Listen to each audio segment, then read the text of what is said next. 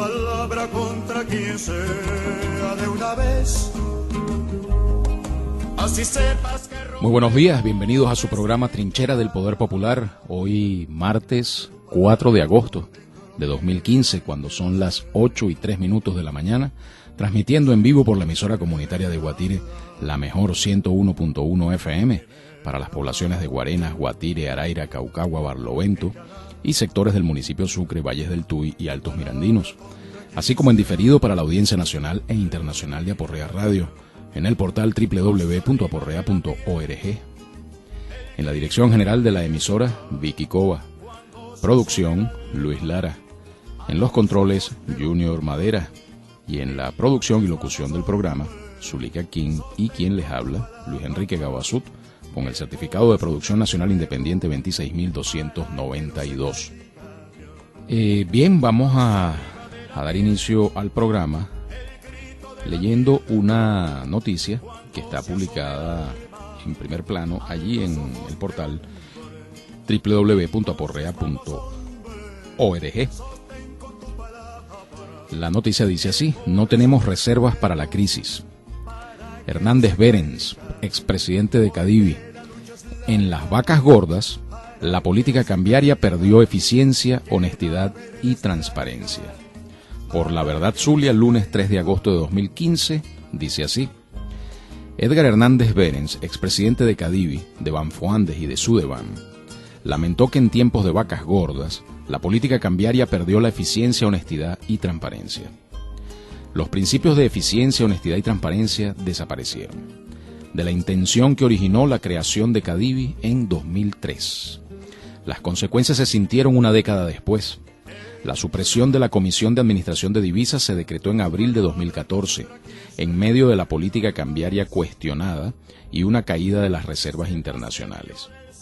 Edgar Hernández Berens, expresidente de Cadivi, de Banfoandes y ex superintendente de la Sudeban, aseguró a propósito de la conferencia sobre su libro Dios en la gerencia y los negocios, que mientras estuvo al frente de las instituciones públicas, trabajó dentro de esos principios bíblicos y que tras su salida desaparecieron.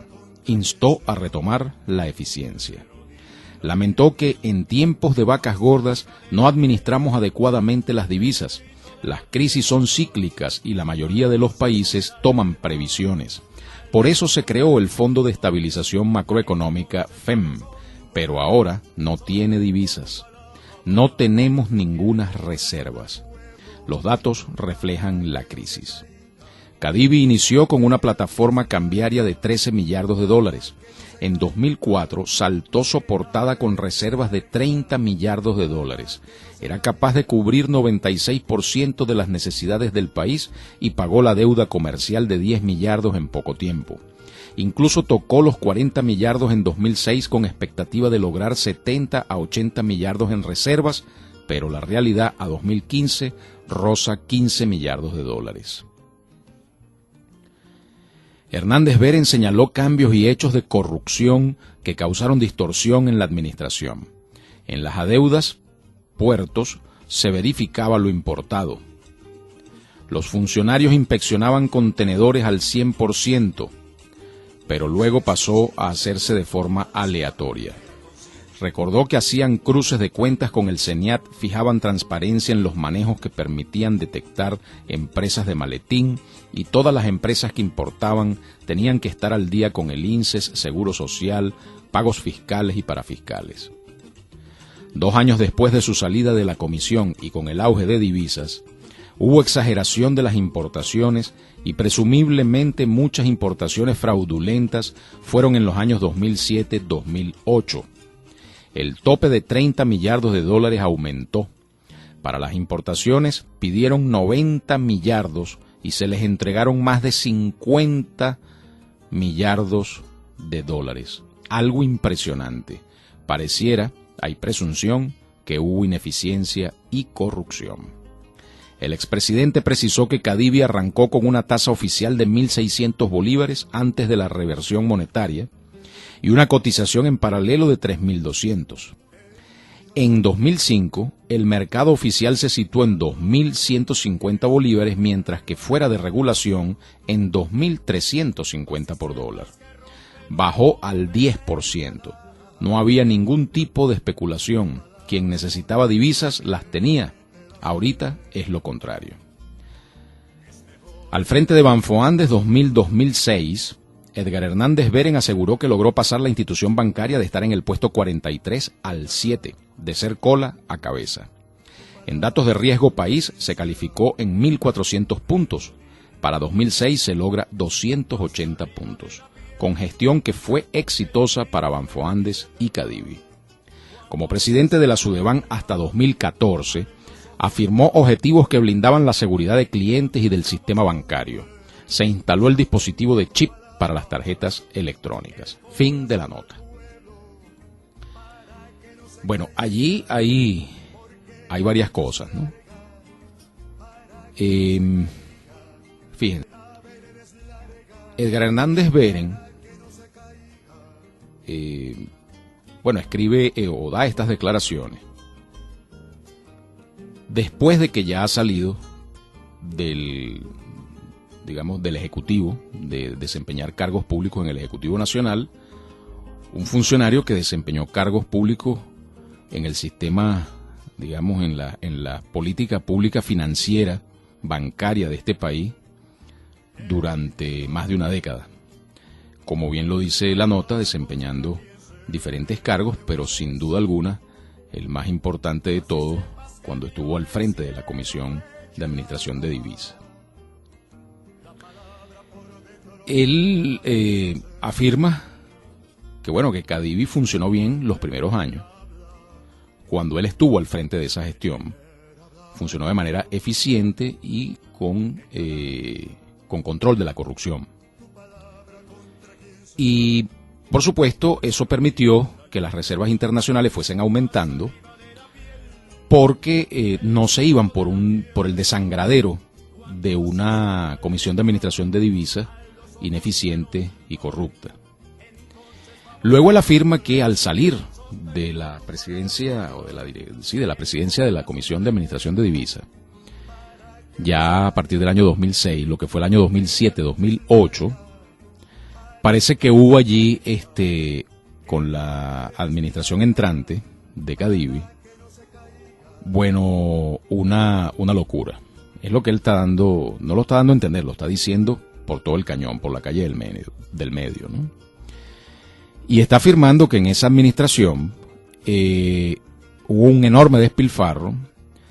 Se eliminó un tope que existía para otorgar dólares para las importaciones y se abrió la puerta a es decir, el tope era de 30 millardos y dice que hubo solicitudes hasta por 90 millardos en un año, ¿no? Esto se refieren a cifras anuales. Cuando el tope que estaba establecido era de 30 millardos de dólares anuales para abastecer el 96% de las necesidades de divisas de toda la economía, de todos los agentes económicos. Incluso llega a decir que mientras el dólar oficial estaba en 2.150 bolívares, el paralelo estaba apenas en 2.350. O sea, apenas un 10% de diferencia, de brecha entre el dólar oficial y el dólar paralelo, ¿no? Ahorita tenemos diferencias de más del 1000%, ¿no? De más del 1000%. Y él entonces afirma que allí hubo un cambio de la política de austeridad que traía Edgar Hernández Beren. Él incluso utiliza una expresión, dice principios bíblicos, porque al parecer esta es una persona bastante religiosa, Edgar Hernández Beren, ¿no? Creyente de la Biblia y de Dios y de todo eso. Temeroso, como que dice, una persona que guía su vida en función del temor a Dios. Muy bien. Y dice, el techo que existía en Cadivi, fíjense cómo se van sabiendo las cosas, ¿no? Que el techo que tenía Cadivi era de 30 millardos de dólares anuales para el año 2006. Para no volverse loco repartiendo a diestra y siniestra las petrodivisas y poderlas ahorrar, y efectivamente se iban ahorrando el diferencial, aprovechando que era época de vacas gordas porque los precios del petróleo estaban muy altos, ¿no? y tendían a seguir subiendo y subiendo, era una época de bonanza, ¿no? Y al mismo tiempo, digamos, los niveles digamos, la República gozaba de un buen índice financiero, un buen índice de riesgo país, y también tenía acceso irrestricto prácticamente al financiamiento, al endeudamiento externo, ¿no? Lo cual es señal de la robustez financiera de una economía de un país. Y dice, bueno, de 2006 a 2007 el techo, que era de 30 millardos, llegaron a haber solicitudes hasta por 90 millardos de dólares para importaciones, ¿no? Y se aprobaron 50 millardos en 2007, o sea, casi el doble de lo que se había establecido como tope máximo hasta el año 2006. Lo cual indica que hubo como una especie de gran piñata, de gran fiesta allí. Y entonces pulularon toda una serie de empresas de maletín. Claro, de cara a los planificadores, a los otros agentes del gobierno que no estuviesen directamente involucrados en Cadivi, incluso de cara a los propios administradores de Cadivi. Porque claro, Edgar Hernández Vélez dice ineficiencia, dice corrupción, pero no necesariamente implica... Lo que sí puede haber sido es que Cadivi fue penetrado, vulnerado por aquellos intereses que comenzaron a solicitar dólares para importaciones de una manera fraudulenta. Ahora, cuando esto se afirma, cuando lo afirma, por ejemplo, cuando lo afirmó Jorge Giordani o Edmé Betancourt, cuando hablaron del desfalco de los 20.000, 25.000 millones de dólares en 2012, 2013, cuando el propio presidente Maduro habló de un desfalco similar en el año 2013 y mandó investigar una comisión presidencial especial desde el año 2011 hasta el año 2013 que había ocurrido allí con la asignación de divisas. Uno tiende a pensar o a creer que, bueno, que automáticamente cuando se habla de empresas de maletín o de fraude importador, a juro necesariamente está absolutamente implicada la Comisión de Administración de Divisas. Porque es imposible, es lo que uno tiende a creer, es imposible que la Comisión de Administración de Divisas otorgue las divisas sin saber que se trata de empresas de maletín. Y eso es cierto si realmente se tratara de empresas de maletín. Pero yo lo he dicho acá en Trinchera del Poder Popular reiteradas veces. A raíz de una investigación que yo efectué estadística sobre la base de datos de Cadivi, de todas las divisas entregadas por Cadivi desde 2004 hasta 2012 para importaciones al sector privado, es un periodo de 9 años, desde 2004 hasta el 31 de diciembre de 2012, ¿verdad? Recibieron divisas 10.374 empresas, 10.374 empresas. De esas 10.374 empresas, solo 100 de ellas, solo 100, recibieron el 45% de todas las divisas. O sea, casi la mitad, casi uno de cada $2 entregados al sector privado por Cadivi en 9 años fueron a parar a manos de solamente 100 empresas. O sea, cuando uno dice, bueno, ¿cuáles son las empresas de maletín? Tienen que estar allí en esas 10.374 empresas. Y si uno dice, hubo un desfalco por parte de empresas de maletín de los dólares entregados por Cadivi, y el desfalco ronda los 20.000 millones de dólares anuales, que es casi todo lo que entregaba Cadivi al principio y bueno, no más de la mitad de lo que anualmente entregaba Cadivi ya en los años de locura, de despilfarro, de derroche, como lo explica Edgar Hernández Vélez. Entonces uno dice, bueno, las empresas de maletín tienen que haberse llevado la mayor parte de las divisas, obviamente, ¿no? Si la magnitud del desfalco es esa, y tiene que ser esa porque esa es una cifra que, aun cuando no se ha explicado a la opinión pública cómo se calculó la cifra de 20.000, 25.000 millones de dólares desfalcados, ¿verdad?, por empresas de maletín, presuntas empresas de maletín, ni se ha expuesto la metodología como se calculó eso o como se estimó eso, esa cifra. Sin embargo, en la cifra han coincidido todos los más importantes voceros del alto gobierno revolucionario, incluido el propio presidente Nicolás Maduro Moro, quien no tuvo ningún tipo de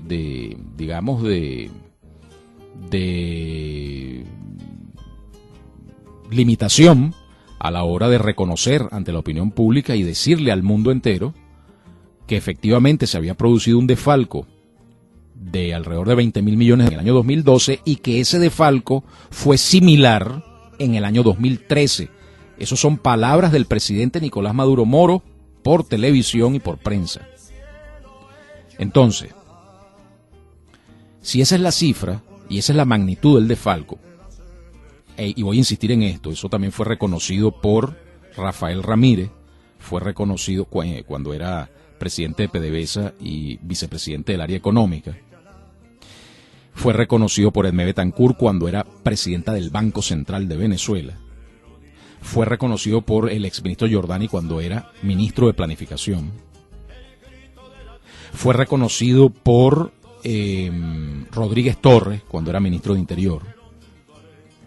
Es decir, los más altos funcionarios del gobierno en el área, todos coincidieron en la cifra, que ronda los 20.000 millones de dólares anuales de desfalco, ¿no?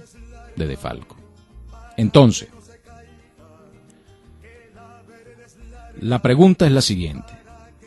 Si eso es así, necesariamente la mayor parte de las divisas entregadas a esas 10.374 empresas tiene que haber sido entregada a empresas de maletín. No puede haber sido entregada a empresas que no son de maletín. Ahora, ¿qué es lo que mi investigación demuestra? Investigación que, por cierto, y no es por vanagloriarme o por hacerme propaganda yo mismo, pero tengo que señalarlo porque es la única investigación que se ha hecho al respecto y que ha demostrado lo que demostró. Investigación que fue publicada en aporrea.org y que luego fue tomada por Luis Brito García, tomada por Miguel Ángel Pérez Pirela, tomada por diferentes voceros, reconocidos, para señalar y difundir lo que allí se establece. Yo he sido invitado a dar entrevistas en diferentes canales de televisión, en diferentes emisoras de radio. Recientemente estoy siendo invitado a una secuencia de foros que está organizando el partido Patria para Todos. Un saludo a la camarada Ilenia Medina, quienes gentilmente me invitan para ir difundiendo este conocimiento, ¿no? Ahora, ¿qué es lo que se concluye allí? Que no son ninguna empresas de maletín las que recibieron la mayoría de los dólares. En la investigación no se demuestra que las empresas que no son de maletín hayan desfalcado nada. En la investigación mía lo que se demuestra es que la inmensa mayoría de las divisas fueron entregadas a empresas reconocidas, a empresas establecidas, a empresas formales, muchas de ellas de gran trayectoria e historia acá en Venezuela, y la inmensa mayoría grandes empresas transnacionales. Entonces, si eso es así, si el 70% de las divisas fue entregado solo a 500 empresas de las 10.374 y ninguna de esas 500 empresas es de maletín, eso se demuestra en mi investigación, el 70% fue entregado a 500 empresas y ninguna de ellas es de maletín, todas son grandes empresas transnacionales, grandes empresas y empresas de gran capital nacional, ¿no? Los invito a leer la investigación. La investigación se titula Dólares de maletín, empresas extranjeras y modelo económico socialista, por Luis Enrique Gabasud, y está publicada en aporrea.org desde abril del año 2014, ¿no? Desde hace casi año y medio ya. Muy bien. Entonces, 2 más 2 son 4. Si la gran mayoría de las divisas que entregó Cadivi al sector privado, porque 20.000, 25.000 millones de dólares anuales representa la mayor parte, la mayor proporción, el mayor porcentaje de todas las divisas entregadas por Cadivi al sector privado, fue defalcado por empresas de maletín, entre comillas, pero si al mismo tiempo el 70% de todas las divisas entregadas por Cadivi fue para empresas que no son de maletín, sino grandes empresas transnacionales y empresas de gran capital nacional, entonces necesariamente si ambos hechos son verdad ambos, necesariamente por elemental lógica es necesario concluir que las empresas que defalcaron las divisas fueron las grandes empresas transnacionales y las empresas de gran capital nacional. Esa es la conclusión de mi investigación. Si yo concluyo que no fueron ninguna empresas de maletín las que se llevaron la mayoría de los dólares. No estoy negando que no existan empresas de maletín. Obviamente hay empresas de maletín. Quizás muchas empresas de maletín. Quizás un chiripero inmenso de empresas de maletín. Pero la cantidad de divisas que cada una de ese chiripero de empresas de maletín se roba, proporcionalmente o en comparación con la tajada gigantesca que se roban o que defalcan las grandes empresas transnacionales y de gran capital nacional, es irrisoria. Y esto se demostró en una segunda parte de mi investigación, cuando analizo las primeras empresas que comenzó a mencionar la fiscal general de la República, Luisa Ortega Díaz, que comenzó a sacar unas listas, y Sencoex también las comenzó a sacar el año pasado, no sé si recuerdan, de las empresas que estaban siendo investigadas por presunto fraude cambiario de estafa relacionado con este asunto de las empresas de maletín. Y sacaron, las primeras 3 listas sumaban 242 empresas, creo, no recuerdo exactamente la cifra. Yo investigué esas 242 empresas que estaban siendo investigadas, de las 3 primeras listas. Después se anunciaron muchas más listas y esa cantidad de empresas aumentó. Pero lo que demostré allí, al analizar esas 200 y tantas empresas, es que entre todas no llegaban al 2% de 20.000 millones de dólares anuales. Es decir, esas 242 empresas, que eran las que estaban siendo investigadas por el Ministerio Público del defalco a la nación, ¿no llegaban al 2% de 20.000 millones de dólares anuales. Y la cifra de defalco, algunos voceros han dicho 25.000 millones de dólares. Vamos a suponer que sean 20.000 millones. Si fuese 25.000 millones, la cifra de estas 240 y tantas que estaban siendo investigadas no llegaría ni al 1%. ¿No? Entonces, ahí se demuestra, en esa segunda parte de la investigación, que más del 98% del defalco a la nación por empresas de maletín seguía siendo un misterio, seguía sin explicación. Y por cierto, entre esas 240 y tantas empresas, que fueron las primeras que anunció el Ministerio Público y Sencoex, figuraba una gran empresa transnacional, y esa gran empresa transnacional representaba ya sola el 36% de todas las 242 en cuanto a magnitud de divisas que habían recibido de Cadivi. O sea, una sola empresa transnacional representaba casi el 40%, una sola de las 242. Por cierto, esa empresa es Merck, compañía anónima, una gran farmacéutica de origen alemán. Vamos al corte y ya regresamos. No se retiren porque esto continúa. No se aparte de nuestra sintonía. Ya regresa Trinchera del Poder Popular.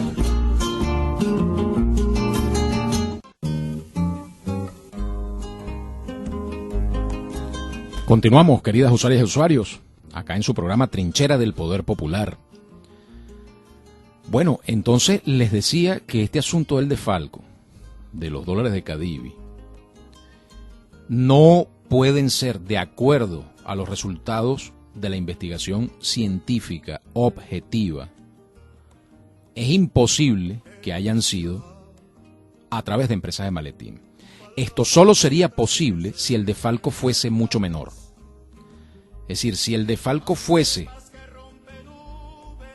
del 30% o menos de las divisas entregadas por Cadivi, 30% o menos de las divisas entregadas por Cadivi, entonces sí se podría atribuir a empresas de maletín, principalmente a empresas de maletín.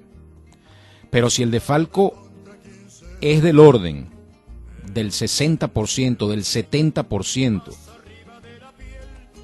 del 80% de las divisas entregadas por Cadivi,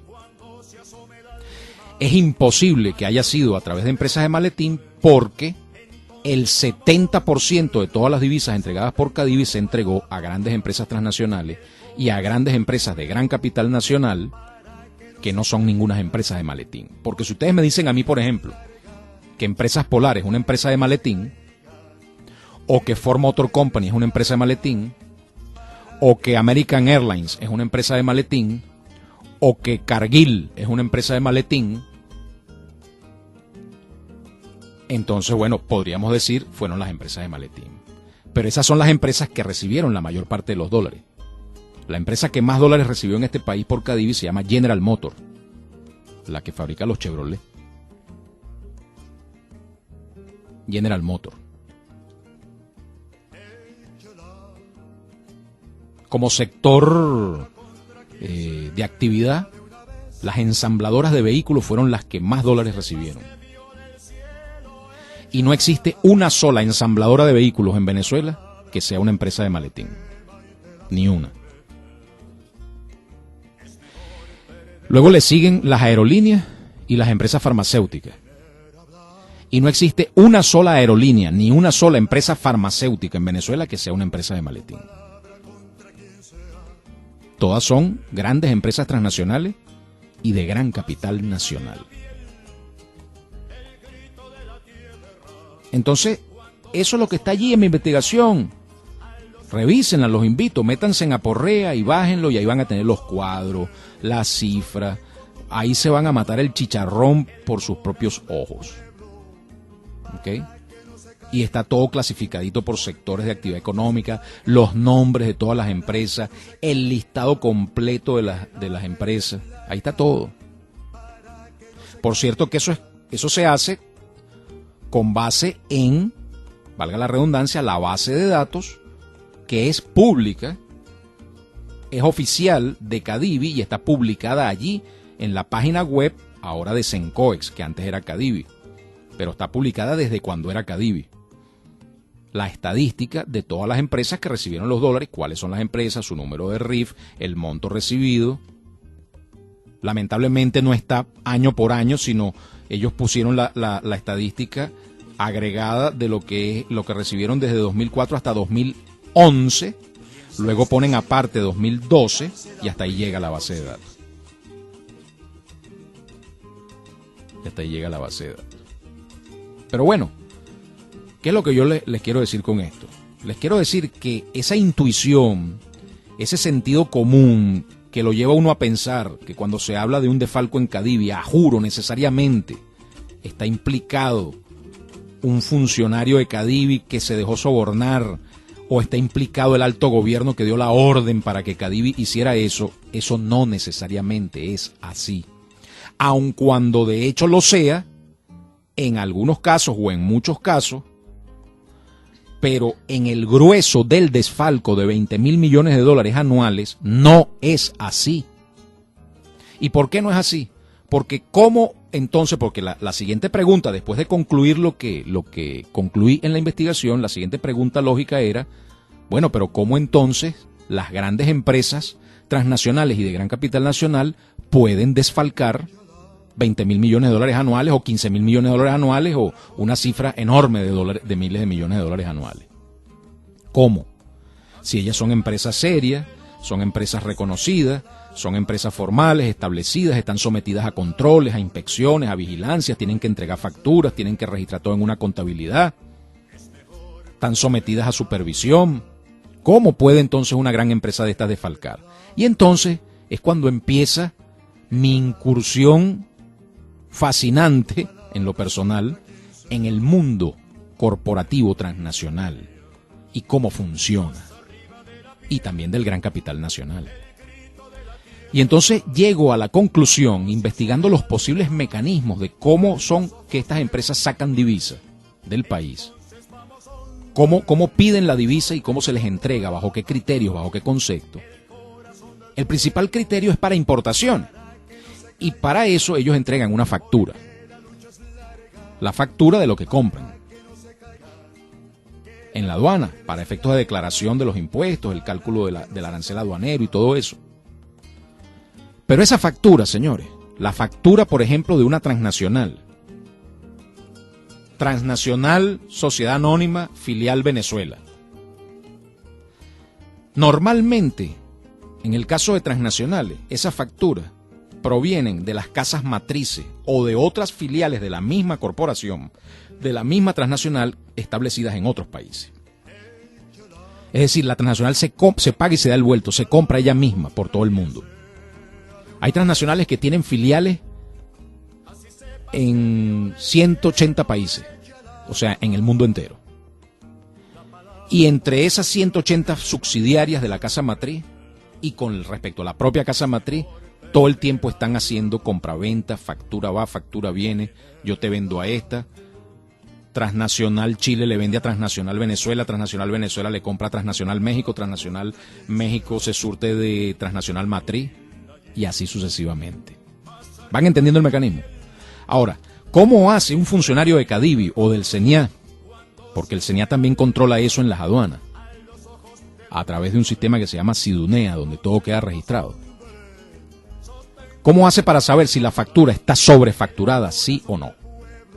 Y el principal mecanismo, es mi opinión, es la conclusión a la que he llegado después de la investigación realizada. La principal conclusión es que el principal mecanismo utilizado por las grandes transnacionales y las compañías de gran capital nacional para sustraer fraudulentamente los dólares preferenciales de la República que recibieron a través de Cadivi y que siguen recibiendo a través de Sencoex, es a través del mecanismo de la sobrefacturación de importaciones. Sobrefacturación de importaciones. Abultan la factura. Traen la mercancía que dicen que van a traer. No, vamos a traer 100 piezas X. Ah, bueno, cómo no, 100 piezas X. Pero esas 100 piezas X tienen un valor de $1,000 la pieza. Pero ellos ponen en la factura que cada pieza de esas tiene un valor de $10,000 la pieza. 10 veces más. O 20 veces más. O 2 veces más. Eso depende de la dependedera. Y entonces, ¿cómo hace el gobierno de Venezuela, las autoridades de Venezuela, cómo hace Cadivi, cómo hace el CENIAT, para corroborar si una factura viene o no con sobrefacturación? Fíjate, yo tuve ocasión de conversar personalmente con Andrés Eloy Méndez, recientemente, hace unos meses atrás. Y en esa conversación, yo le explicaba esto a Andrés Eloy Méndez. Andrés Eloy Méndez es el superintendente de precios justos, el superintendente de la SUNDE. Y Andrés Eloy Méndez me dijo, bueno, sí, camarada, pero el problema es que mi responsabilidad es del puerto para adentro, o sea, desde que la mercancía llega y ya es nacionalizada hacia adentro. Yo no puedo calcular costos del puerto hacia afuera, lo que sucede fuera del país, porque no es mi jurisdicción y no es mi competencia como superintendencia. Y tiene razón, no lo es. Pero ¿sabes cuál es el problema? El problema es que allí es donde está la raíz del defalco a la nación, y allí es donde está la raíz de la inflación y de la hiperinflación que tenemos hoy día en el país. Y cuando el propio superintendente de precios justos expresa, y lo expresa con razón porque es así, legalmente es así, que su competencia no llega fuera de las fronteras de Venezuela para la determinación de los precios, quiere decir entonces que si el precio viene inflado desde afuera, escuchen esto bien, por favor, para que entiendan qué es lo que ocurre en Venezuela y lo entiendan de una buena vez. Si el precio viene inflado desde afuera por la perversión de los precios de transferencia, de la sobrefacturación de una corporación transnacional, por ejemplo, bueno, esa es la factura, hermano. Esa es la factura contable. Esa es la factura que la SUNDE toma para calcular los costos de importación de la mercancía. Y luego sobre ese precio, sobre ese valor de factura, que es el valor contable, que aparece registrado allí en esa factura que viene inflada, pero que la SUNDE no tiene manera de demostrarlo, ni de probarlo, ni de exigir que eso se compruebe, porque eso está fuera de las fronteras de Venezuela y está fuera de la jurisdicción de la soberanía de la República Estatal de Venezuela. Entonces nosotros no podemos, estamos de manos atadas en ese sentido. ¿Y qué ocurre? Bueno, si el producto viene con un 1000% de sobrefacturación, pues el cálculo que va a hacer la SUNDE del precio justo tiene como origen un 1000% de sobreprecio. Vamos a estar claros. Y el cálculo que hace la SUNDE y luego le pone precio justo, ya lleva ese pecado original, ese mal de origen, esa raíz perversa del precio inflado que viene de la mercancía importada. Y en Venezuela,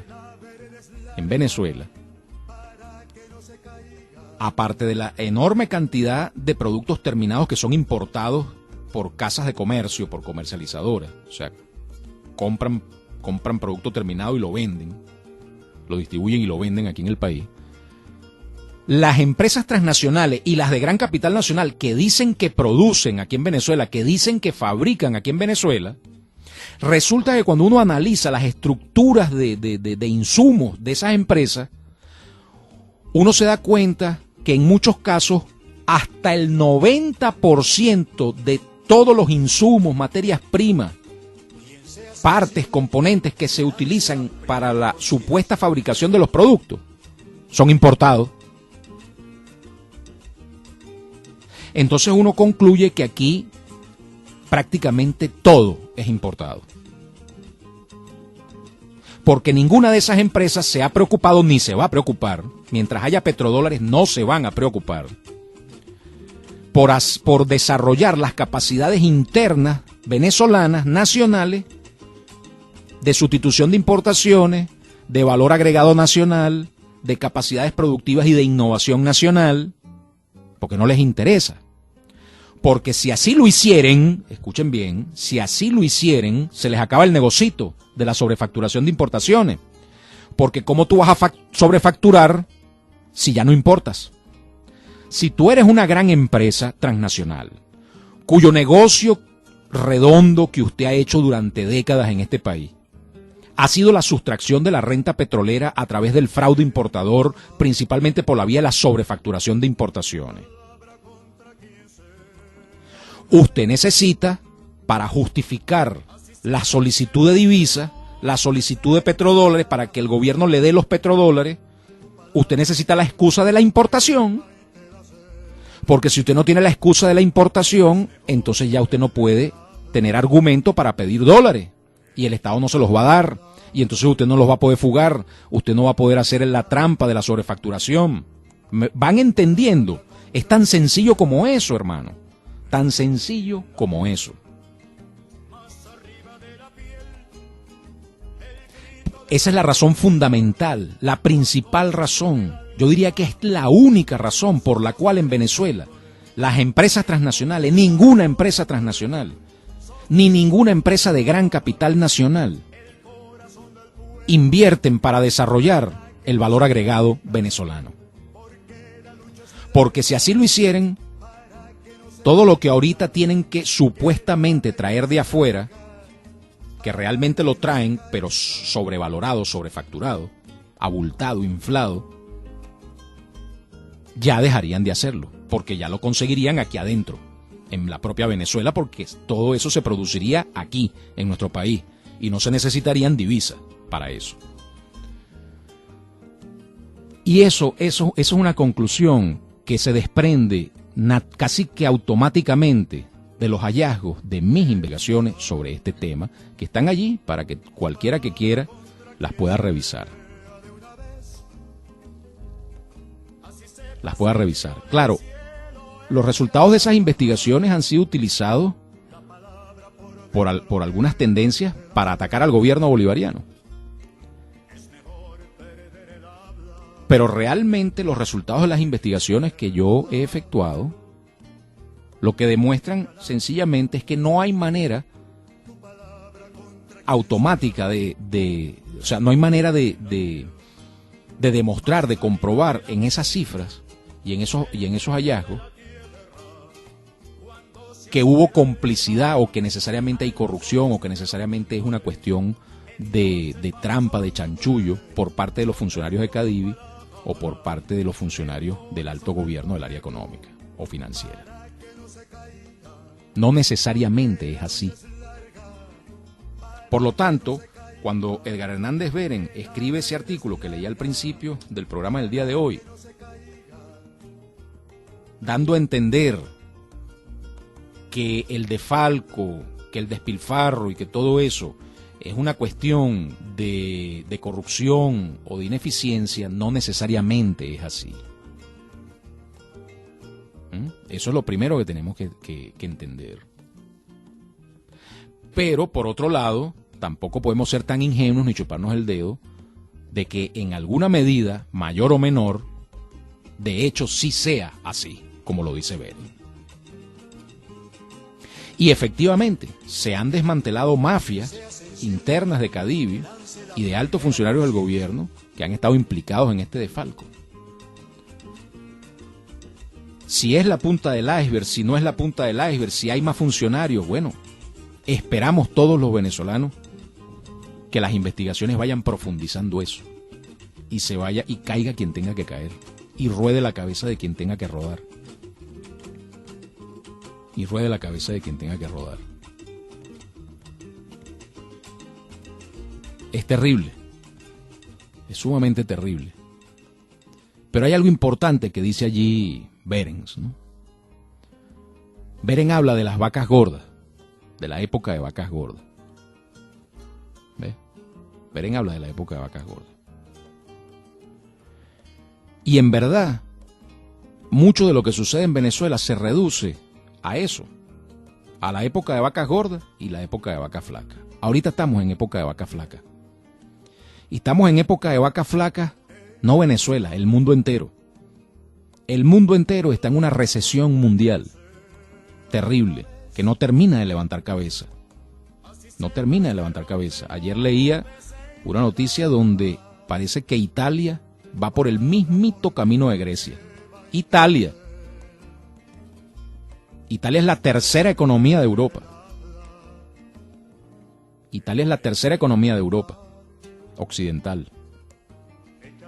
Y parece que Italia va por el mismito camino de Grecia. Estaba viendo la cifra de desempleo juvenil, ronda el 50% en Italia. Y eso se debe a la recesión mundial. Ahí hay todo un tema de cómo es la economía mundial, de cómo es el capitalismo mundial, de cómo son los ciclos.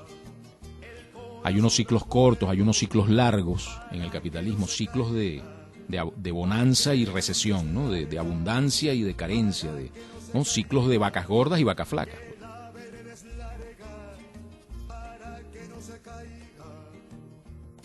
Y en esos ciclos, al parecer estructuralmente el capitalismo cambió, y en el caso de los ciclos largos, hay un autor que se llama Kondratiev, que descubrió estos ciclos y los modeló mediante una fórmula matemática. Son ciclos largos de 50, 60, 70 años y tienen que ver con los avances tecnológicos de la civilización. Se está esperando, desde la Revolución Industrial para acá han ocurrido cuatro ciclos largos de Kondratiev. Y ya el quinto ciclo tenía que haber ocurrido desde hace 20 años para acá y no ha ocurrido. Al punto de que ya hay algunos analistas que afirman que no va a ocurrir. Y que estructuralmente todo el capitalismo cambió por culpa de un ingrediente que no estaba presente anteriormente, en décadas anteriores, que es la entronización en el sistema económico mundial de las finanzas especulativas. La globalización de las finanzas especulativas. Y todo este asunto de las burbujas y cómo lo especulativo se superpone y absorbe a la economía real, a la verdadera economía productiva. eso determina que el quinto ciclo largo de Kondratiev no se haya producido. Y algunos ya dicen que no se va a producir, es decir, que no va a levantar cabeza la economía mundial. Así que la especulación ha destruido la lógica de funcionamiento del propio sistema capitalista mundial. Claro, estos son temas complejos, esto hay que, uno porque se la pasa estudiando, leyendo, investigando, pero no hace falta saber estas cosas para uno entender que hay una recesión mundial, que hay una disminución de la producción mundial, que eso determina una disminución de la demanda de combustible, de energía, porque las fábricas están lentas, porque las fábricas muchas cierran, por eso es el desempleo en Europa, por eso es el desempleo en Estados Unidos, porque las fábricas cierran, botan gente, porque hay recesión, porque la gente no quiere comprar, no tiene poder para comprar. Y bueno, y ahí estamos. Y Venezuela forma parte de eso, y la consecuencia principal para Venezuela es el precio del petróleo, que es nuestra principal mercancía de exportación. ¿Ves? Entonces nosotros estamos en una época de vacas flacas, como bien lo señala Hernández Beren, y nosotros no aprovechamos las vacas gordas para ahorrar, sino que en las vacas gordas, como es tradición en Venezuela desde hace 100 años para acá, en la época de vacas gordas lo que hacemos es fiesta. Eso no es una cuestión de la revolución bolivariana, eso es una cuestión estructural de la idiosincrasia venezolana desde hace 100 años para acá, desde que se descubrió petróleo aquí y desde que Venezuela hace la gran fiesta con la renta petrolera. Tenemos una llamada en espera. Sí, buenos días, ¿estás al aire? Se cayó la llamada. La persona que está llamando, por favor, hágalo después de este corte que vamos a tener ahora en un minuto o dos, para que podamos conversar bien y pueda expresar su opinión sin necesidad de ser interrumpida. Y yo voy a aprovechar este minuto para continuar. Pues. Entonces, recuérdense, Venezuela es un capitalismo rentista, extractivista, petrolero. ¿Qué significa eso? Que nosotros tenemos una renta petrolera y la renta petrolera, lamentablemente, los gobernantes de aquella época, desde 1914, luego los años 20, los años 30, los años 40, los años 50, los años 60. Fíjense, dictadores, demócratas, presuntos demócratas, socialdemócratas, demócratas cristianos, lo que ustedes quieran, no importa el gobernante. Decidieron ir repartiendo a manos llenas esa renta petrolera, gastándola pues, en lugar de racionalmente reservarla, guardarla, no inyectarla de golpe en la economía, porque entre otras perversiones que tiene inyectar la renta petrolera a la economía, es que eso acaba con la producción nacional no petrolera. Porque entonces todos los agentes económicos se vuelcan hacia un negocio mucho más rentable de gallinita de huevos de oro, que es echarle el guante a la renta petrolera. Y yo se lo hablo así en lenguaje coloquial, para no usar los términos técnicos científicos que se utilizan para explicar este fenómeno y que están en autores muy reconocidos, como Juan Pablo Pérez Alfonso y como tantos otros que han estudiado el fenómeno del rentismo extractivista petrolero venezolano. Simplemente es, tengo una gallinita de huevos de oro, me dedico a vivir de esa gallinita de huevos de oro y me olvido del que hacía yo antes para vivir, que era sembrar, sudar, doblar el lomo, trabajar, producir, montar fábricas, montar cosas, y lo que hago es sustraer renta petrolera. Y a eso es a lo que se dedican las grandes empresas transnacionales no petroleras, las grandes empresas de gran capital nacional, y forzadas por estas, también las pequeñas y medianas industrias nacionales. Vamos al corte y ya regresamos. No se aparte de nuestra sintonía, ya regresa Trinchera del Poder Popular.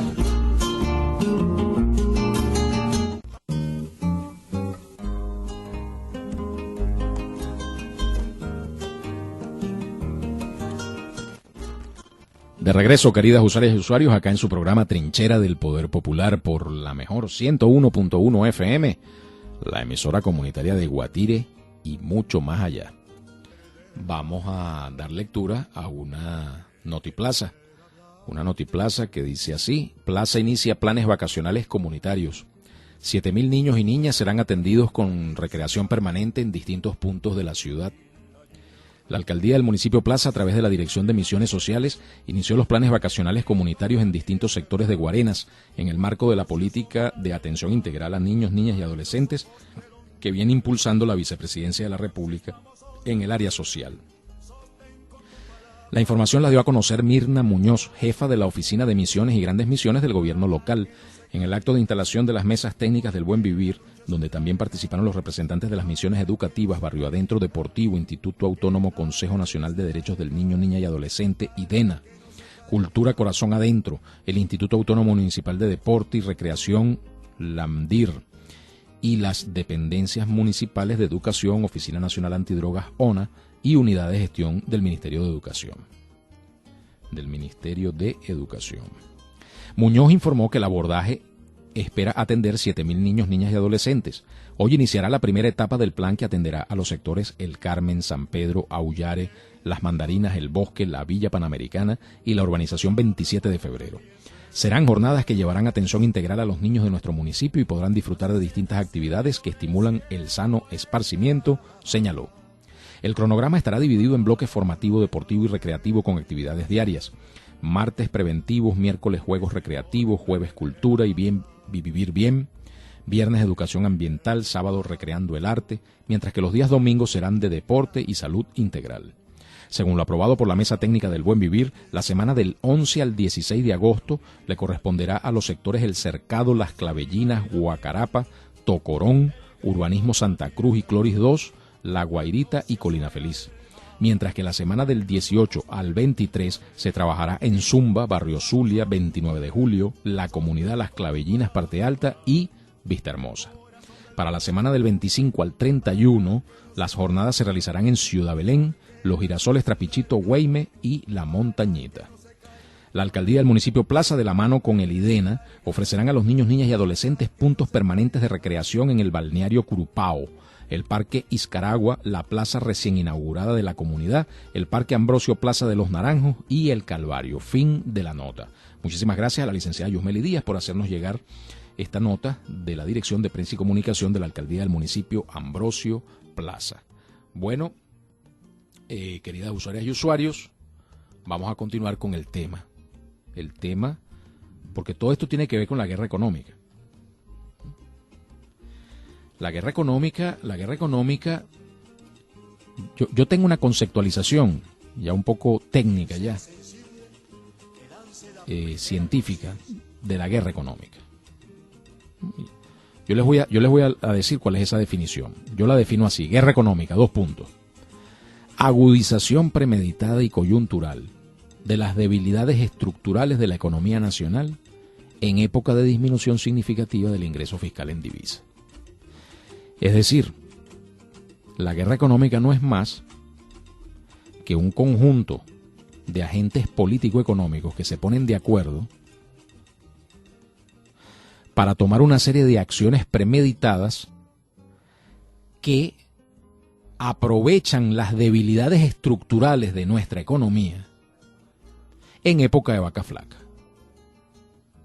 Si nosotros tenemos una serie de debilidades estructurales que no son nuevas, que son de 100 años para acá, y que tienen como raíz fundamental el reparto de la renta petrolera. ¿Ok?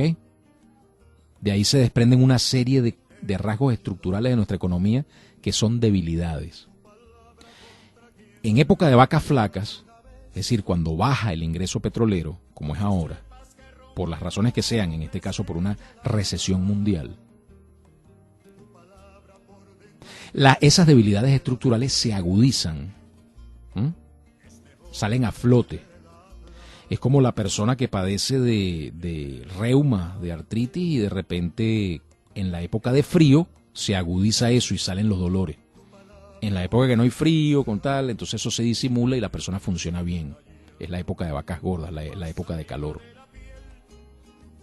de buen clima. Entonces, claro, cuando surgen las debilidades o se agudizan las debilidades por la época de vaca flaca, como es ahorita, y si un conjunto de empresas, sobre todo de grandes empresas de intereses transnacionales, se ponen de acuerdo con factores políticos extranjeros y factores políticos internos de oposición a la revolución bolivariana, para hacer una conspiración y un complot en contra de la estabilidad de la República, para hacer caer al gobierno legítimamente constituido, comienzan a adoptar una serie de acciones que agudizan aún más esas debilidades estructurales de nuestra economía. ¿Te fijas? Esos factores de guerra económica que están extremando, que están agudizando la situación hoy en día por la guerra económica, son los siguientes, son el desabastecimiento programado, que es las grandes empresas se ponen de acuerdo, grandes empresas que por cierto son monopolios y oligopolios de los principales rubros de productos, de bienes, sobre todo de consumo masivo de la población venezolana. Por ejemplo, los insumos, los productos de higiene del hogar y aseo personal son suplidos por oligopolios de no más de 3 empresas en cada sector. Allí intervienen Procter & Gamble, interviene Colgate-Palmolive, interviene Unilever, ¿ok? Dependiendo del producto, cambia. También, por ejemplo, puede intervenir Empresas Polar con la parte del jabón, las llaves y todo eso, ¿no?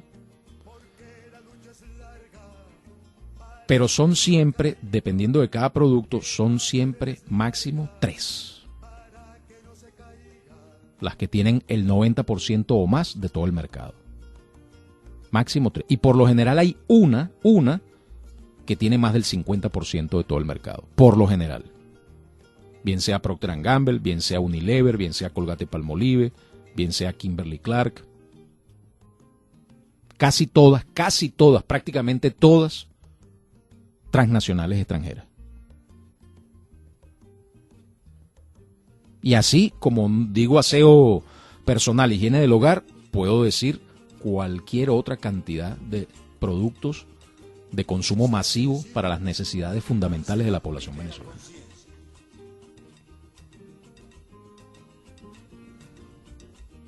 Entonces, estas empresas se ponen de acuerdo y hacen desabastecimiento programado. Desabastecimiento programado, como su nombre lo dice, es echar número, como controlan la distribución. Entonces ellos dicen, bueno, nosotros vamos a distorsionar la distribución, vamos a alterar las rutas de distribución, vamos a alterar la frecuencia de la distribución, vamos a alterar la cantidad de mercancía por unidad de transporte, vamos a alterar los sitios a donde vamos a distribuir mayor o menor cantidad de producto, vamos a alterar la distribución geográfica de los sitios a los que vamos a llevar mayor o menor cantidad de producto, los tiempos en los cuales vamos a reponer inventario, y de esta manera vamos a generar la sensación en todo el país de un desabastecimiento que en realidad no es un desabastecimiento, sino una alteración de los mecanismos de distribución. Esto está estudiado. Está estudiado. El gobierno lo sabe, lo ha estudiado, me consta. Y están los estudios hechos. Y se sabe cómo lo hacen. Inclusive, un mecanismo perverso que está siendo utilizado es, por ejemplo, eliminar deliberadamente todas las presentaciones de pequeña cantidad. Por ejemplo, las presentaciones de un producto, champú, de 250 mililitros, 400 mililitros, 600 mililitros, tienden a desaparecer y entonces son sustituidas por las de 1 litro, litro y medio, 2 litros.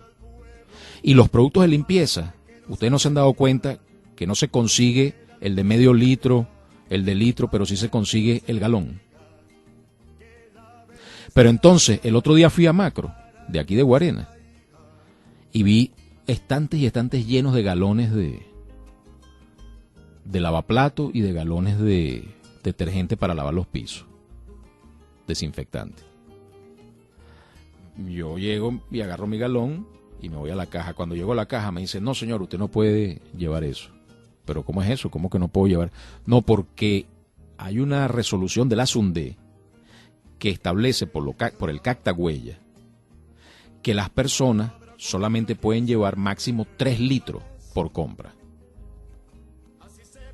Claro, como el galón tiene 4 litros, entonces uno no lo puede llevar, porque entonces la cactahuella te lo bloquea. La cactahuella dice, esta persona está llevando más de 3 litros.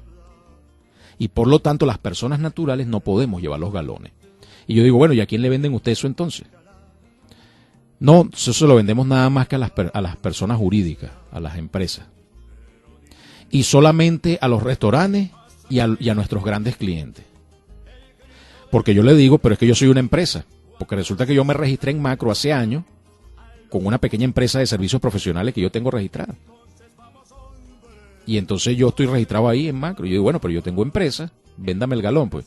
Dice, no, pero es que eso no se le puede vender a todas las empresas. Ah, bueno, pero entonces tú lo que quieres es que me coma el tigre. Y la supervisora entonces me mete en una... Entonces yo le digo, bueno, mire, pero ¿cómo vamos a hacer? Como me pongo... No, bueno, mire, señor, vamos a hacer una cosa. Déjame revisar, no sé qué. Entonces yo le dije, mire, yo tengo manera de hacerle una inspección inmediatamente a través del Ministerio de Comercio. Tengo contacto directo para eso. Yo creo que usted sea consciente de eso. Mucho cuidado con lo que me va a decir. No, señor, no hay ningún... Entonces se hicieron los locos. Después que yo les dije así, ¿no? Prácticamente que los estoy amenazando, ¿no?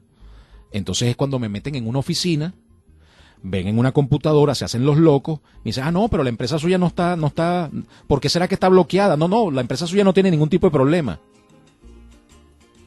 Y entonces me desbloquean y me pude llevar mi galón de... Después al día siguiente fui y entrevisté y grabé con mi celular al gerente de la tienda, gerente de Macro. Y le explico, mira, le echo el cuento, pasó esto y esto, la persona me dijo esto y esto, la supervisora me dijo que aquí hay un sistema de que nada más a los restaurantes y a los grandes clientes de ustedes es que le venden eso. ¿Cómo es eso?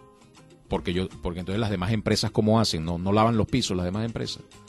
Y las personas naturales, mire, de las personas naturales no podemos hacer nada, pues eso es culpa de la SUNDE.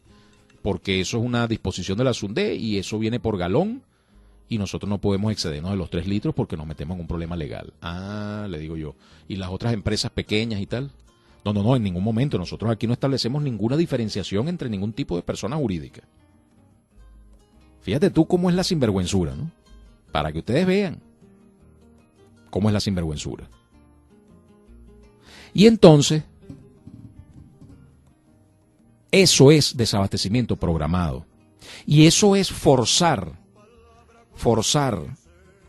al consumidor a hacer compra nerviosa, aun cuando no quiera hacerlo. Porque cuando usted le dicen, usted se puede llevar un galón, y usted lo que estaba interesado era en llevarse medio litro, nada más, que es lo que usted normalmente compra, bueno, usted lo están obligando a llevarse, si es un galón, lo están obligando a llevarse 8 medios litros. Como que si usted hubiese comprado 8 envases de lo que usted se iba a... Usted normalmente compra uno y usted se ve forzado a llevarse 8, disfrazados bajo el empaque de un galón. Y entonces usted tiene esos 8 productos allí en su casa, que es el galón, y usted lo va consumiendo y pasa un tiempo y es exactamente lo mismo que si usted hubiese hecho una compra nerviosa, igualito. Usted está forzado a convertirse en un comprador nervioso. Esto lo están haciendo las empresas. Esto está comprobado por la Superintendencia Antimonopolio. La Superintendencia Antimonopolio, ente adscrito al Ministerio del Poder Popular para el Comercio, ha investigado esto. Y ya lo tiene identificado, cuáles son las empresas que lo han hecho, cuáles son las líneas de producción que se han paralizado y han sido sustituidas por líneas de producción de mayor capacidad por empaque para efectuar este fenómeno. Entonces, desabastecimiento programado. Pero además la agudización del contrabando de extracción, que siempre ha existido. pero ahora se agudiza por un factor que lo estimula, lo vuelve el negocio más rentable del mundo. Y ese factor se llama las casas de cambio de Cúcuta, que arbitrariamente le dan un montón de bolívares a los colombianos por cada peso colombiano. Muchos más bolívares de los que deberían darle. Pero ellos se los dan. ¿Y se los dan por qué? Porque de esta manera los colombianos cruzan la frontera con ese montón de bolívares, compran los productos regulados, baratos, que consiguen en las tiendas de los estados fronterizos, se traen esa mercancía hacia Colombia. Las mismas mafias de las casas de bolsa de Cúcuta, que es una sola mafia de narcotráfico, casa de bolsa y contrabando, esa misma mafia le compra los productos al bachaquero colombiano por una cantidad que para el bachaquero es atractiva, y luego se llevan esos productos a las ciudades de más no fronterizas, las ciudades más centrales de Colombia, y ahí lo venden a precios exorbitantes.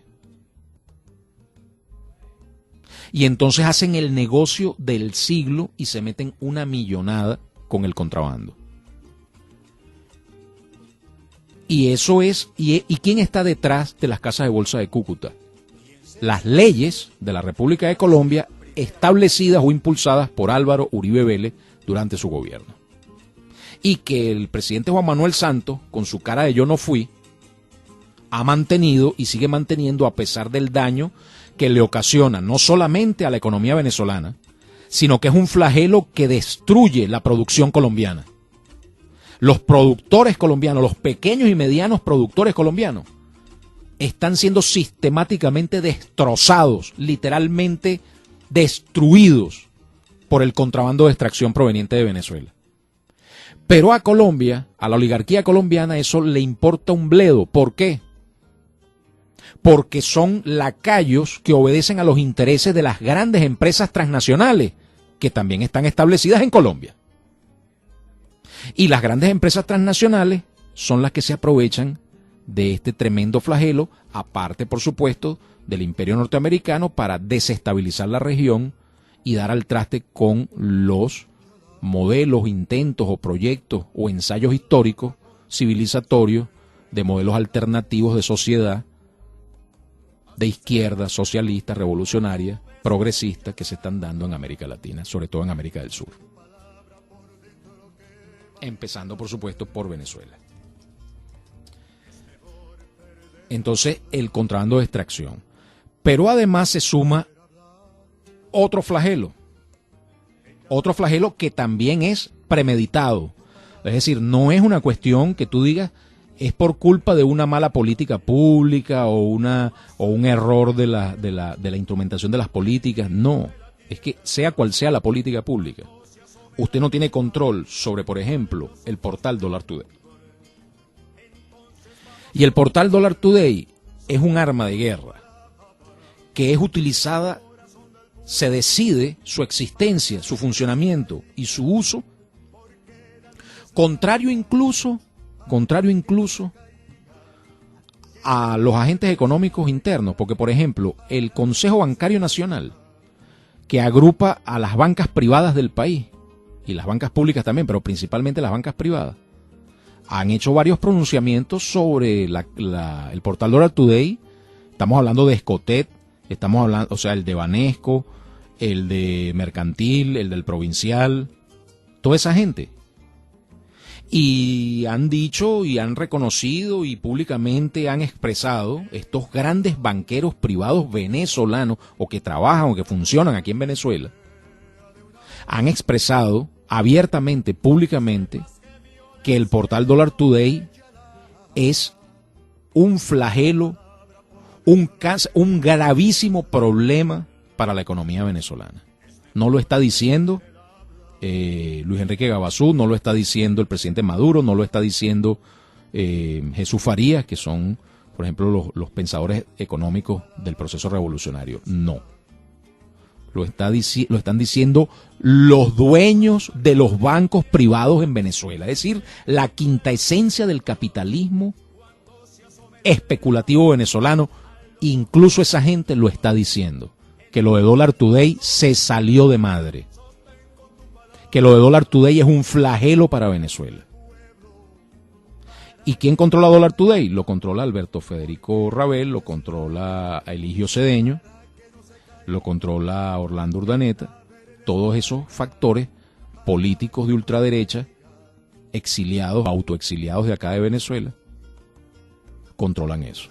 ¿Tenemos una llamada en espera? No, se cayó la llamada. Bueno, interesante todo esto. ¿Y cómo se relacionan? Fíjense cómo se relacionan las cosas. Yo invito a leer los trabajos, los escritos de Juan Carlos Tanús. Están en aporrea.org. Juan Carlos Tanús es el presidente de la Asociación de Colombianas y Colombianos en Venezuela. Es un colombiano que vive acá en Venezuela.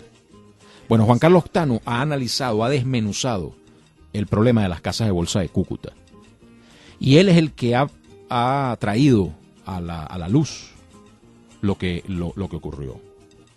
Y él expone cuál es el decreto que establece el tipo de cambio del bolívar frente al peso colombiano, o del peso colombiano frente al bolívar, allá en Colombia, el cambio oficial del Banco Central de Colombia. Y cómo esa misma ley, promulgada e impulsada por Álvaro Uribe Vélez durante su mandato presidencial, esa misma ley le permite a las casas de cambio de Cúcuta y de otras partes de Colombia, pero principalmente las que están en Cúcuta, a establecer el tipo de cambio que ellas les dé la gana. Así exista un tipo de cambio oficial, que por cierto, ustedes saben que el cambio oficial, para los que no lo sepan, del bolívar frente al peso colombiano es 200 pesos colombianos por un bolívar. Cambio oficial, Banco Central de Colombia. Pero ustedes saben cuánto es el cambio de las casas de cambio de Cúcuta. 6 pesos colombianos por un bolívar.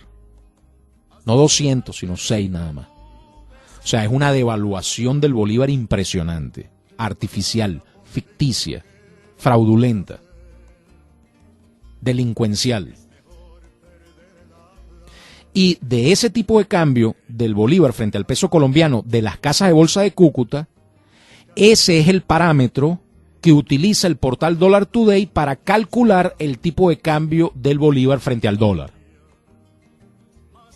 ¿Se fijan por dónde viene la cosa? Esos son factores de guerra económica. Vamos al corte y al final del programa, en la última parte, les redondeo bien este tema de la guerra económica para que se entienda bien. Por favor, no se retiren, gracias.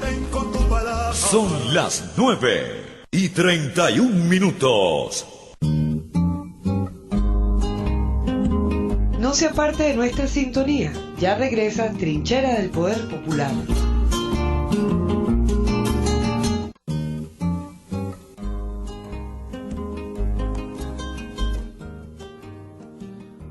De regreso, queridas usuarias y usuarios, acá en su programa Trinchera del Poder Popular. Vamos a leer unos mensajitos de texto que han estado entrando. Dice así: el verdadero líder de esta revolución es el general Simón Bolívar, y el chavismo y el pueblo está obligado a continuar todos a recoger el morral. Villalta, gracias Villalta por tu mensaje y por estar en sintonía. Totalmente de acuerdo, hermano, a recoger el morral. Tripas, corazón y pa'lante. Revolucionario pensante, si queremos actuar como la cuarta, con la ineficiencia y la burocracia, perderemos la revolución sin disparar un tiro. Así mismo es, hermano. Burocratismo y corrupción, los dos grandes flagelos de la revolución. Ante el cruel abandono de nuestra región, en Miranda sobran razones para decir Capriles, go home. Bueno, a Capriles no hay que decirle Capriles go home, porque él se la pasa allá en su home, que es en Nueva York. Así que no hay ni que decírselo ya. Tenemos por acá otros mensajitos que dicen: buen día, una pregunta. ¿Usted es Gabazú el que trabajaba con Raiza en la Misión Rivas? No, ese es mi hermano, José Luis Gabazú. Yo soy Luis Enrique Gabazú. Gracias por preguntar. Tenemos otro mensaje, dice: buen día, amigo. No lo lea. Fíjate, aquí hay una pregunta que dice que no lo lea al aire, ¿no? Pero sí lo voy a leer. Dice, buen día, amigo, no lo lea al aire. Entonces, según su exposición, uno pudiera también desangrar a Colombia, cambiando bolívares por pesos y bachaquear productos colombianos de allá para acá. Digo, porque el bolívar tiene mayor valor que el peso, ¿no? Bueno, y la respuesta es afirmativa. Efectivamente así es. De hecho, se está planteando montar unas casas de cambio venezolanas allá en la frontera con Colombia, que les haga el juego inverso, donde entonces le entreguemos un montón de pesos colombianos por cada bolívar, ¿no? De este lado de la frontera, y de esa manera generamos el flujo inverso. Los mismos productos venezolanos que se van de contrabando hacia Colombia comenzarían a regresar hacia Venezuela. Una cosa impresionante, pero así es. Y eso se está estudiando. Es, por cierto, una propuesta que está formalizando el propio PPT, por cierto, el Patria para Todos, y otros pensadores que están analizando esto. Se le ha presentado la propuesta al Banco Central de Venezuela, a Merentes, pero no ha habido respuesta ni pronunciamiento oficial todavía al respecto. Tenemos una llamada. Sí, buenos días, estás al aire. Buenos días. Muy buenos días, ¿con quién hablamos? Aló, buenos días. Sí, buenos días, ¿con quién hablamos? Javier Paredes, ¿me escucha? Javier Paredes, sí, te escuchamos. Adelante, Javier, bienvenido a Trinchera del Poder Popular. Bueno, el eterno problema, hermano, de la falta de decisión del gobierno, de voluntad de tomar medidas contra el gobierno de Colombia, que como tú lo has dicho, tiene más de 40 años desagrando el país con saboteo económico, porque yo apuesto que Colombia no aceptaría que 6 millones de colombianos pasen la frontera y afecten su economía, tomen su barrio, ocupen sus servicios, ocupen los empleos de los venezolanos y creen un mercado de boneros donde se contrabandee y se trafique como han hecho más de 30 años, solo que esté agravado y que a esta altura todavía no se hayan tomado duras medidas contra el gobierno de Colombia, y aunado a que también tenemos muchos militares que desde que el mundo es mundo se han dado la tarea de contrabandear. ¿Por qué todavía sigue pasando más de 10 millones de toneladas de alimentos a Colombia diariamente? ¿Por qué los alimentos se escapan, la gasolina se escapa a Colombia? Porque no hay control y hay complicidad de nuestros militares. Y en segundo lugar, oye, he visto que las colas en Guarenas y Guatire se han triplicado.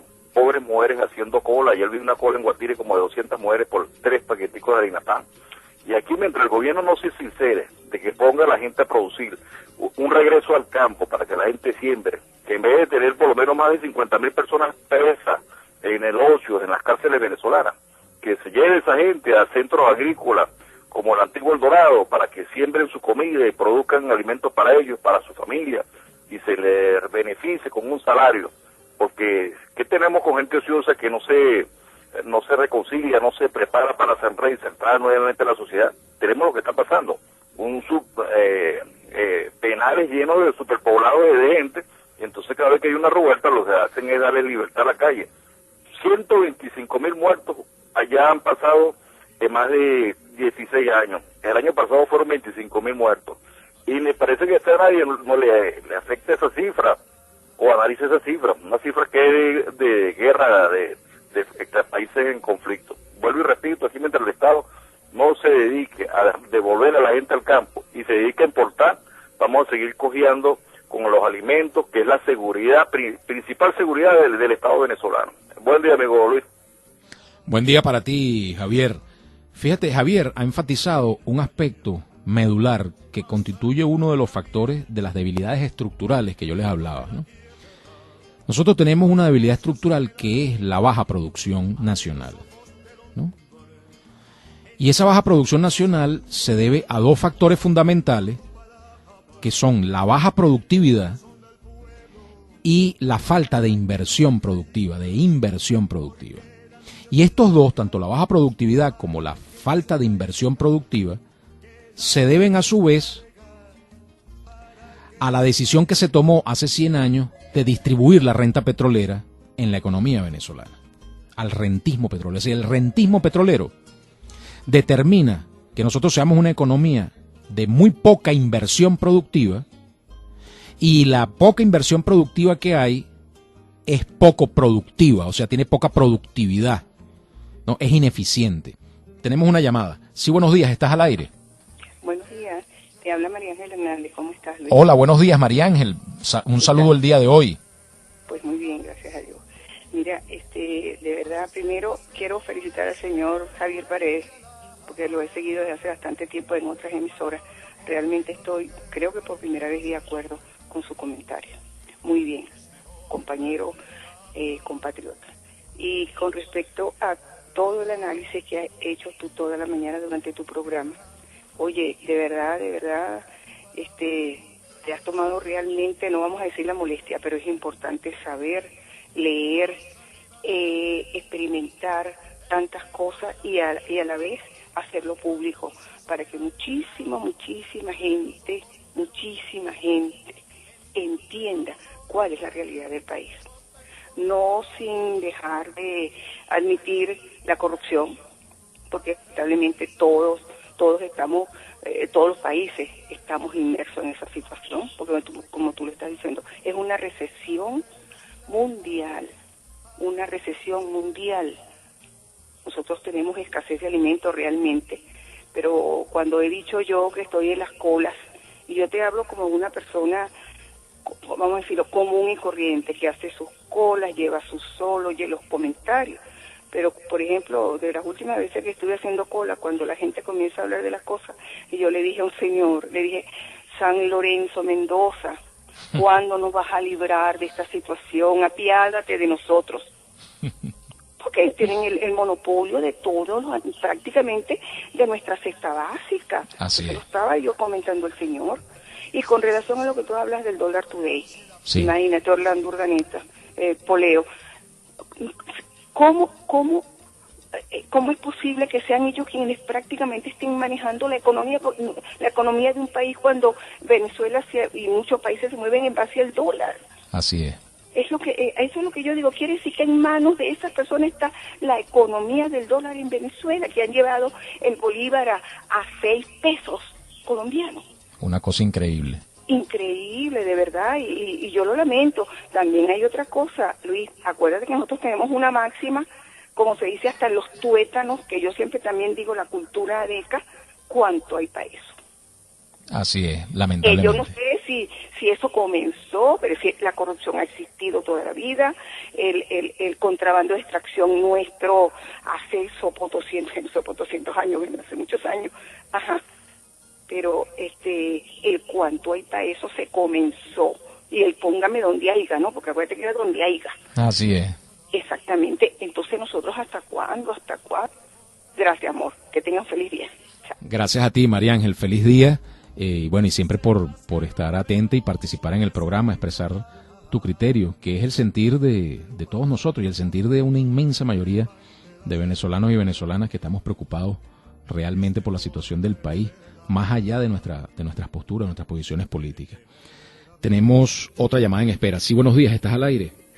Aló, muy buenos días. Buenos días, ¿con quién hablamos? ¿Qué tal, Gabazú? ¿Cómo estás? ¿Quién habla por allí? Omar Polo, al pie. Omar Polo, adelante, Omar, un saludo para ti y para todo el colectivo. Igual. De verdad que te vengo siguiendo el programa y aparte de eso yo soy ahora asiduo de esa radio porque escucho desde tu programa hasta el de Alexis Beomón. Bueno, magnífico, gracias. Es muy interesante que se hable de esto, pero hay que ver una profundidad anterior a cuando estuvo Chávez. A Chávez le primero empezaron con un paro petrolero, o con un paro de fabricantes. Un paro patronal. Primero. Segundo, pasaron un paro petrolero, ¿verdad? Y tercero, trataron de ahogar el pueblo. Trataron de ahogarlo, porque no lo pudieron ahogar. Ahora yo te digo, camarada, ¿qué hizo el comandante? El comandante utilizó la estrategia de que si me hacen la guerra por aquí, yo soy el presidente de la República. Y él se lo dijo, y a uno de los que se lo dijo fue a Lorenzo Mendoza. Porque ¿desde cuándo que Lorenzo Mendoza tiene el 85% de los alimentos? Eso no es de esta década. Eso viene de décadas de la Cuarta República a Deco Copellano. Eso lo sabemos todos. Así es. Ahora, son 5 fábricas los que aquí manejan la parte económica. Son 5 fábricas. Entonces, ¿qué hizo el presidente? El presidente, cuando se vio acorralado, dijo, bueno, vamos a hacer una cosa, Lorenzo.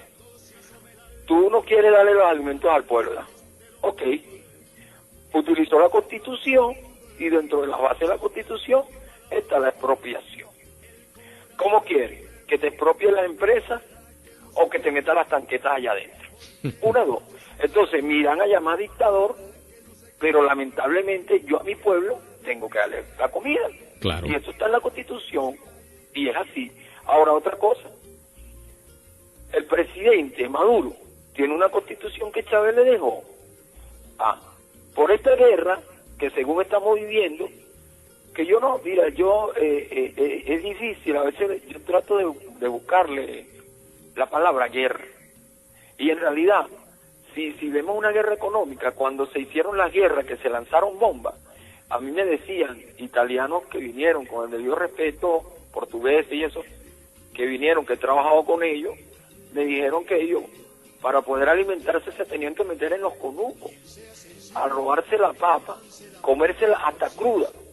Y yo digo, aquí el presidente ha traído alimentos, pero ¿qué pasa? Que si aquí no ejercemos un peso jurídico sobre las empresas como lo ejerció Chávez, vamos a seguir en el mismo plano. Nos van a seguir ahogando. Y mira, llevan al pueblo, lo llevan, pues yo también soy pueblo, pero lo llevan al borde del abismo. ¿Qué es lo que quieren? Que haga un Caracazo. ¿A quién eso le satisface? ¿A la oposición? Mire, eso no le satisface a nadie. Pero ¿qué es lo que pasa? El pueblo le dio a nuestro presidente Maduro cuando se hicieron las elecciones, que se hicieron los candidatos, y salió y votó, y le dio un voto de confianza. Aquí estamos los revolucionarios. ¿Qué tiene que hacer el presidente? Bueno, caballero, yo lo lamento por ustedes, pero ustedes tienen que meterse por el lado con mi pueblo. Y pueblo, yo no puedo dejarlo que pase hambre. Aquí, compañeros, nos están haciendo pasar hambre.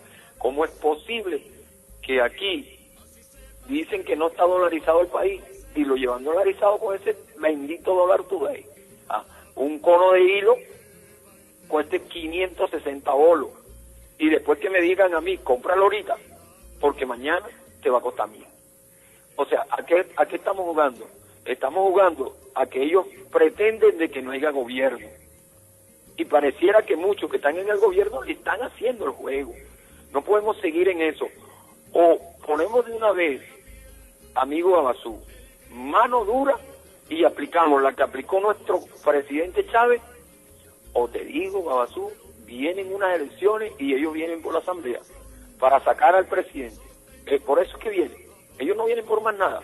Entonces, que el presidente se adelante y le diga a Lorenzo Mendoza, le diga a la Procter & Gamble y le diga a las demás 3 compañías que tienen todas las acciones, es decir, mire, amigo, ustedes se tienen que aplegar a mi derecho, a mi Constitución, y el que no quiera, bueno, aquí tenemos en la Constitución para nosotros quitarle esas empresas, porque nuestro pueblo azul no puede seguir pasando el hambre que está pasando, y es lamentable que aquí, con esta revolución que Chávez dejó, esté pasando lo que está pasando. No podemos seguir, Gabazú. Tenemos que dar la batalla, pero con la ley. Tenemos la Constitución en la mano y tenemos que decirle todos los días al presidente, ejecute y haga que el pueblo busque la felicidad como nuestro presidente se la dejó. El pueblo tiene que ser feliz con lo que es feliz. Nos quieren quitar la felicidad, Gabazú, disculpa, y ya estamos cansados de esta situación, cansados. Yo te lo digo, a mí me podrán cambiar cualquier cosa, pero no me va a cambiar mi corazón ni mi mente hacia la revolución. Tenemos que dar la revolución para bien de nuestro pueblo. Si no, ¿qué vamos a hacer? Muy buenos días, camarada. Muy buenos días para ti también, camarada Polo. Bueno, una exposición concluyente, nunca mejor expresado para concluir el programa del día de hoy, lo que ha dicho Polo en su intervención. Y a la final, fíjense, ayer también en el programa del día de ayer de Trinchera desarrollamos el tema de la autoridad y la falta de autoridad y cómo gran parte de los males es simplemente, se podrían evitar simplemente cumpliendo la máxima de ese juramento que hacen todos los funcionarios públicos de cumplir y hacer cumplir las leyes. Las leyes existen, las leyes están. El libertador Simón Bolívar habló leyes inexorables o la anarquía nos devorará. Leyes inexorables. Pero no solamente son leyes inexorables, que las tenemos y existen y están allí. Están las regulaciones de precios, están las leyes que condenan penalmente la usura, la especulación, el contrabando, el bachaqueo y todo eso. Lo que falta es la autoridad para aplicarlas, el debido ejercicio de la autoridad, ponerse las botas bien puestas, amarrarse los pantalones bien amarrados y cumplir y hacer cumplir las leyes. Yo ahí estoy totalmente de acuerdo con lo que Polo ha señalado. Y en el caso de las expropiaciones, de tomar el control de las empresas, ahí están los trabajadores, ahí están los trabajadores. Yo no sé por qué se ha difundido esa matriz a nivel del alto gobierno de que los trabajadores y las trabajadoras de este país no están preparados para asumir el control de la producción en sus manos, que necesitan mayor capacitación. Mire, nadie está preparado para la guerra. Cuando la guerra llega, que las bombas empiezan a caer, o brincas o te encaramas, o te quedas quieto o te mueves. Eso es como cuando uno lo enseñan a nadar. La mejor manera de aprender a nadar, ¿cómo es? Te lanzan en el agua, hermano, y o nadas o nada. Y así es como uno aprende a nadar. ¿Es o no es? Bueno, igual es la guerra. Igual es este problema de la economía. Igualito. Entonces, o brincas o te encaramas. Hay que tener confianza en el pueblo. Hay que jugársela con las bases. Hay que jugársela con el poder popular. Organizado y no organizado también, porque las manifestaciones espontáneas del pueblo en Venezuela han obrado milagros históricos. Y han sido totalmente espontáneas, sin organización de ningún tipo. ¿Qué queda para si ese poder, esa fuerza, ese volcán que es el pueblo de Venezuela se organiza y se dirige y se canaliza como tiene que ser? Yo sí confío, yo sí tengo fe en el trabajador venezolano, en el pueblo venezolano y en las enormes capacidades y el talento humano inmenso y las capacidades de innovación y de creación que tiene el pueblo venezolano. Tener esa fe, esa convicción es lo que puede llevar al gobierno, jugándosela con las bases, a terminar de darle el palo cochinero a este atolladero nefasto al que nos ha pretendido conducir el imperio norteamericano, el imperio mundial y sus agentes que son las grandes empresas transnacionales. Queridas usuarias y usuarios, mañana vamos a seguir hablando sobre estos temas porque es un tema largo y se nos quedó el asunto de la inversión, de la productividad, todo ese comentario que hizo Javier Paredes hoy y no quiero dejarlo pendiente, así que mañana abordaremos esos temas. Muchísimas gracias por su atención.